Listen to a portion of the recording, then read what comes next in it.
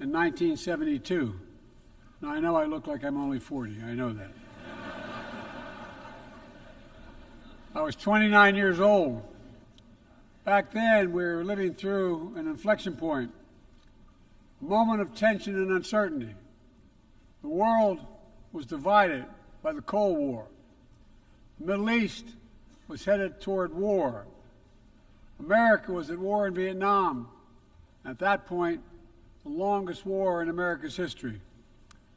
Our country was divided and angry, and there were questions about our staying power and our future. But even then, I entered public life not out of despair, but out of optimism. The United States and the world got through that moment. It wasn't easy or simple without significant setbacks. But we go on to reduce the threat of nuclear weapons through arms control, and then go on to bring the Cold War itself to an end. Israel and Egypt went to war, but then forged a historic peace. We ended the war in Vietnam. The last year in Hanoi, I met with the Vietnamese leadership. We elevated our partnership to the highest level. It's a testament to the resilience of the human spirit and the capacity for reconciliation. That today the United States and Vietnam are partners and friends. And it's proof that even from the horrors of war, there's a way forward. Things can get better. We should never forget that. I've seen that throughout my career. In the 1980s, I spoke out against apartheid in South Africa. And then I watched the racist regime fall. In the 1990s, I worked to hold Milosevic accountable for war crimes. He was held accountable. At home, I wrote and passed the Violence Against Women Act to end the scourge of violence against women and girls, not only in America, but across the world, as many of you have as well. But we have so much more to do, especially against rape and sexual violence as weapons of war and terror. We were attacked on 9/11 by al-Qaeda and Osama bin Laden. We brought him justice. Then I came to the presidency at another moment of crisis and uncertainty. I believed America had to look forward. New challenges, new threats, new opportunities were in front of us. We need to put ourselves in a position to see the threats, to deal with the challenges, and to seize the opportunities as well. We need to end the era of war that began on 9/11. As Vice President to President Obama, he asked me to work to wind down the military operations in Iraq, and we did, painful as it was. When I came to office as president, Afghanistan had replaced Vietnam as America's longest war. I was determined to end it, and I did. It was a hard decision, but the right decision. 4 American presidents had faced that decision, but I was determined not to leave it to the 5th. It was a decision accompanied by tragedy. 13 brave Americans lost their lives, along with hundreds of Afghans in a suicide bomb. I think those lost lives, I think of them every day. I think of all the 2,461 U.S. military deaths over a long 20 years of that war. 20,744 American servicemen wounded in action. I think of their service, their sacrifice, and their heroism.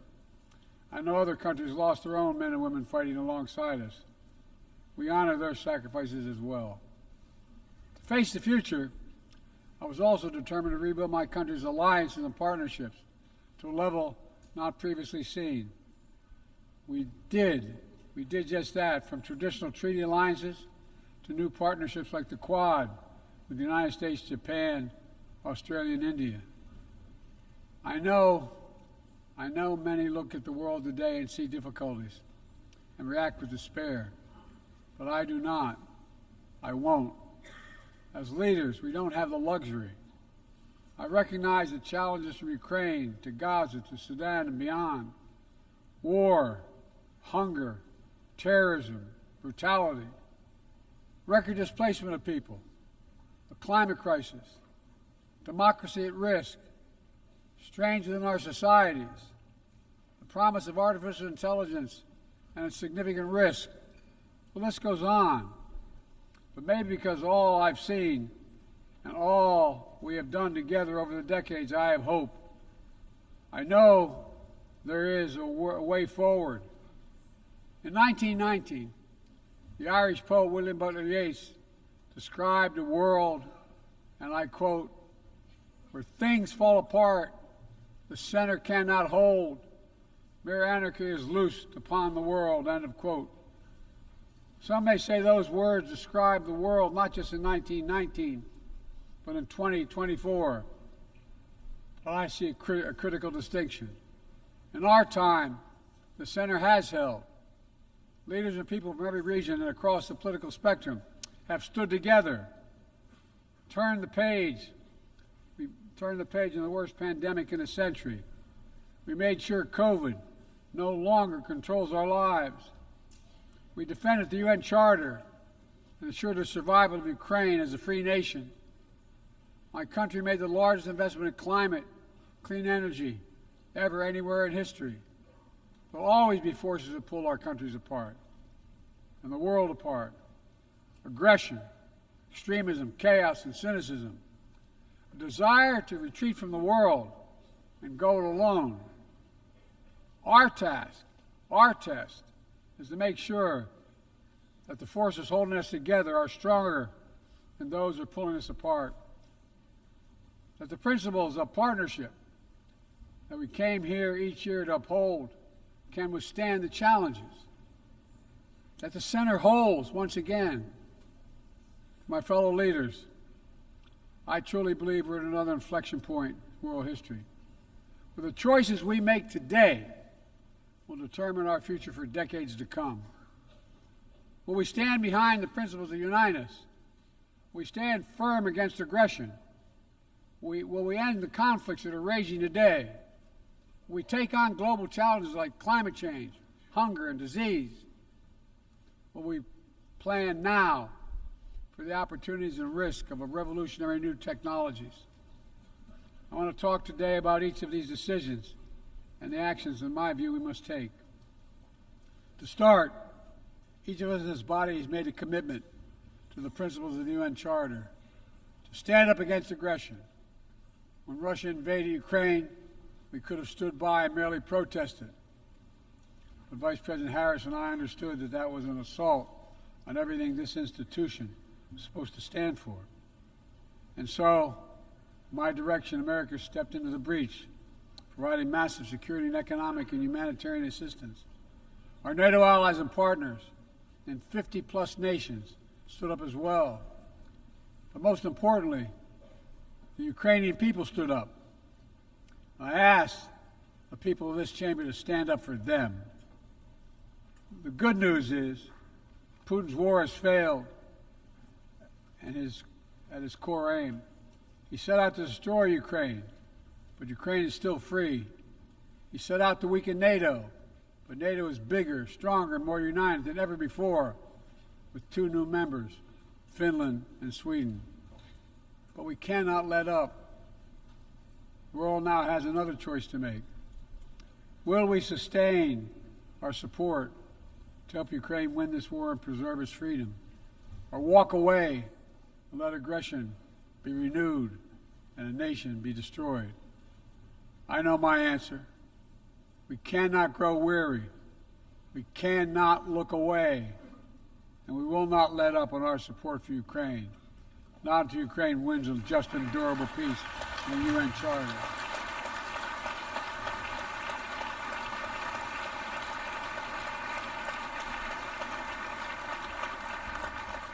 We also need to uphold our principles as we seek to responsibly manage the competition with China so it does not veer into conflict. We stand ready to cooperate on urgent challenges for the good of our people and the people everywhere. We recently resumed cooperation with China to stop the flow of deadly synthetic narcotics. I appreciate the collaboration. It matters for the people of my country and many others around the world. On matters of conviction, the United States is unabashed, pushing back against unfair economic competition against military coercion of other nations and in the South China Sea, in maintaining peace and stability across the Taiwan Straits, in protecting our most advanced technologies so they cannot be used against us or any of our partners. At the same time, we're going to continue to strengthen our network of alliances and partnerships across the Indo-Pacific. These partnerships are not against any nation. They're building blocks for a free, open, secure, and peaceful Indo-Pacific. We're also working to bring greater measure of peace and stability to the Middle East. The world must not flinch from the horrors of October 7th. Any country would have the right and responsibility to ensure that such an attack can never happen again. Thousands of armed Hamas terrorists invaded a sovereign state, slaughtering and massacring more than 1,200 people, including 46 Americans, in their homes and at a music festival. Despicable acts of sexual violence, 250 innocents taken hostage. I've met with the families of those hostages. I've grieved with them. They're going through hell. Innocent civilians in Gaza are also going through hell. Thousands and thousands killed, including aid workers. Too many families dislocated, crowding into tents, facing a dire humanitarian situation. They did not ask for this war that Hamas started. I put forward with Qatar and Egypt a ceasefire and hostage deal. It's been endorsed by the UN Security Council.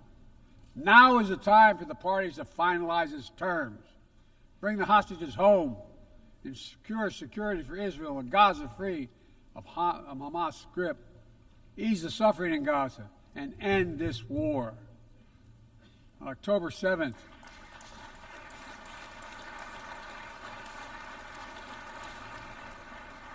since October 7th, we've also been determined to prevent a wider war that engulfs the entire region. Hezbollah, unprovoked, joined the October 7th attack, launching rockets into Israel. Almost a year later, too many on each side of the Israeli-Lebanon border remain displaced. Full-scale war is not in anyone's interest. Even if the situation has escalated, a diplomatic solution is still possible. In fact, it remains the only path to lasting security to allow the residents from both countries to return to their homes and the border safely. And that's what we're working tirelessly to achieve. As we look ahead, we must also address the rise of violence against innocent Palestinians on the West Bank and set the conditions for a better future, including a two-state solution where Israel enjoys security and peace and full recognition and normalized relations with all its neighbors, where Palestinians live in security, dignity, and self-determination in a state of their own.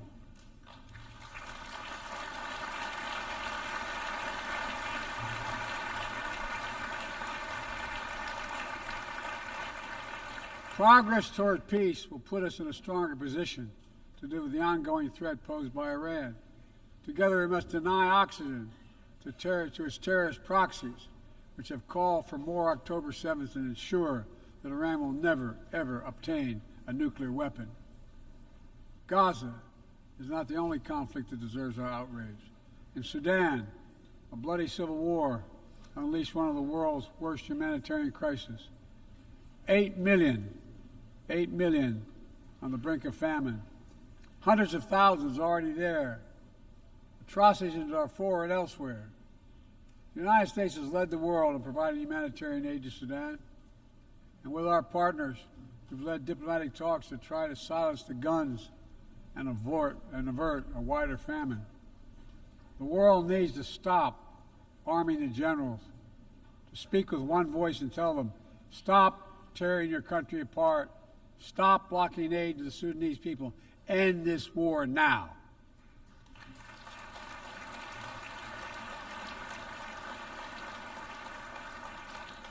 But people need more than the absence of war. They need a chance to live in dignity. They need to be protected from the ravages of climate change, hunger, and disease. Our administration has invested over $150 billion to make progress and other sustainable development goals.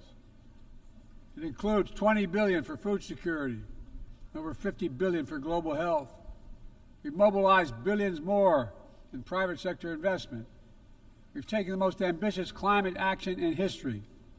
We've moved to rejoin the Paris Agreement on day one. And today, my country is finally on track to cut emissions in half by 2030. On track to honor my pledge to quadruple climate financing to developing nations with $11 billion thus far this year. We've rejoined the World Health Organization, donating nearly 700 million doses of COVID vaccine to 117 countries. We must now move quickly to face Mpox outbreak in Africa. We're prepared to commit $500 million to help African countries prevent and respond to Mpox and to donate 1 million doses of Mpox vaccine now.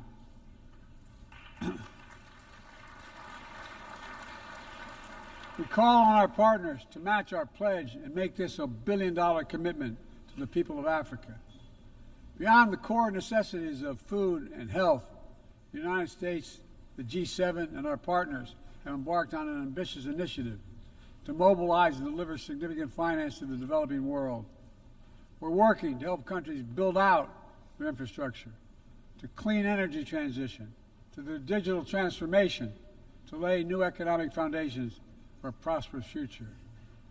It's called the Partnership for Global Infrastructure and Investment. We've already started to see the fruits of this emerge in Southern Africa and Southeast Asia and in the Americas. We have to keep it going. I want to get things done together. In order to do that, we must build a stronger, more effective, and more inclusive United Nations. The UN needs to adapt and bring new voices and new perspectives.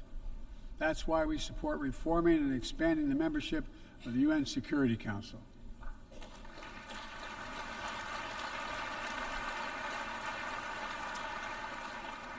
My UN ambassador just laid out our detailed vision to reflect today's world, not yesterday's. It's time to move forward.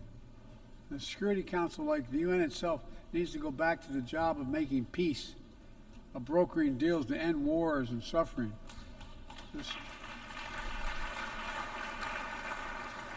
And to stop the spread of the most dangerous weapons, of stabilizing troubled regions in East Africa, from East Africa to Haiti, to Kenya-led mission that's working alongside the Haitian people to turn the tide. We also have a responsibility to prepare our citizens for the future. We'll see more technological change, I argue, in the next 2 to 10 years than we have in the last 50 years. Artificial intelligence is going to change our ways of life, our ways of work, and our ways of war. It could usher in scientific progress at a pace never seen before, and much of it could make our lives better. But AI also brings profound risks, from deep fakes to disinformation, to novel pathogens, to bioweapons. We've worked at home and abroad to define the new norms and standards. This year, we achieved the first ever General Assembly resolution on AI to start developing global rules of the road. We also announced a declaration on the responsible use of AI, joined by 60 countries in this chamber. But let's be honest, this is just the tip of the iceberg, what we need to do to manage this new technology. Nothing is certain about how AI will evolve or how it will be deployed. No one knows all the answers. My fellow leaders, it's with humility I offer 2 questions. First, how do we as an international community govern AI? As countries and companies race to uncertain frontiers, we need an equally urgent effort to ensure AI's safety, security, and trustworthiness. As AI grows more powerful, it also must grow more responsive to our collective needs and values. Benefits of all must be shared equitably. It should be harnessed to narrow, not deepen, digital divides. Second, will we ensure that AI supports rather than undermines the core principles that human life has value and all humans deserve dignity. We must make certain that the awesome capabilities of AI will be used to uplift and empower everyday people, not to give dictators more powerful shackles on the human spirit. In the years ahead, there may well be no greater test of our leadership than how we deal with AI. Let me close with this. Even as we navigate so much change, one thing must not change. We must never forget who we're here to represent. We, the people. These are the first words of our Constitution, the very idea of America. They inspired the opening words of the UN Charter. I made the preservation of democracy the central cause of my presidency. This summer, I faced a decision whether to seek a second term as president. It was a difficult decision. Being president has been the honor of my life. There's so much more I want to get done. As much as I love the job, I love my country more. I decided after 50 years of public service, it's time for a new generation of leadership to take my nation forward.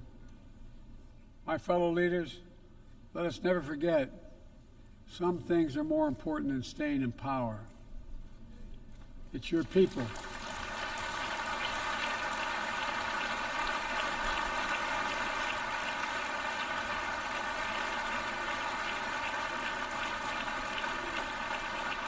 It's your people that matter the most. Never forget, we are here to serve the people, not the other way around. Because the future will be won by those who unleash the full potential of their people, to breathe free, to think freely, to innovate, to educate, to live and love openly without fear. That's the soul of democracy. It does not belong to any one country. I've seen it all around the world, in the brave men and women who ended apartheid, brought down the Berlin Wall, fight today for freedom and justice and dignity. We saw it, that universal yearning for rights and freedom in Venezuela, where millions cast their vote for change that hadn't been recognized. But it can't be denied. The world knows the truth. We saw it in Uganda, LGBT activists demanding safety and recognition of their common humanity. We see it in citizens across the world peacefully choosing their future. From Ghana to India to South Korea, nations representing 1/4 of humanity who will hold elections this year alone. It's remarkable, the power of we the people, that makes me more optimistic about the future than I've ever been. Since I was first elected to the United States Senate in 1972, every age faces its challenges. I saw it as a young man. I see it today. But we are stronger than we think. We're stronger together than alone. And what the people call impossible is just an illusion. Nelson Mandela taught us, and I quote, "It always seems impossible until it's done. It always seems impossible until it's done." My fellow leaders, there is nothing that's beyond our capacity if we work together.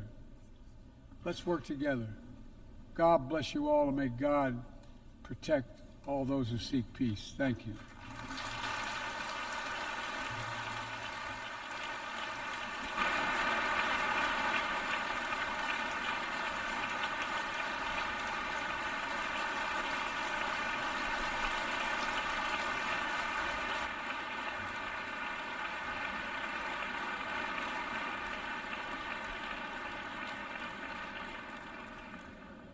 On behalf of the Assembly, I wish to thank the President of the United States of America. May I request representatives to remain seated while we suspend the meeting for 5 minutes before resuming to hear the next speaker.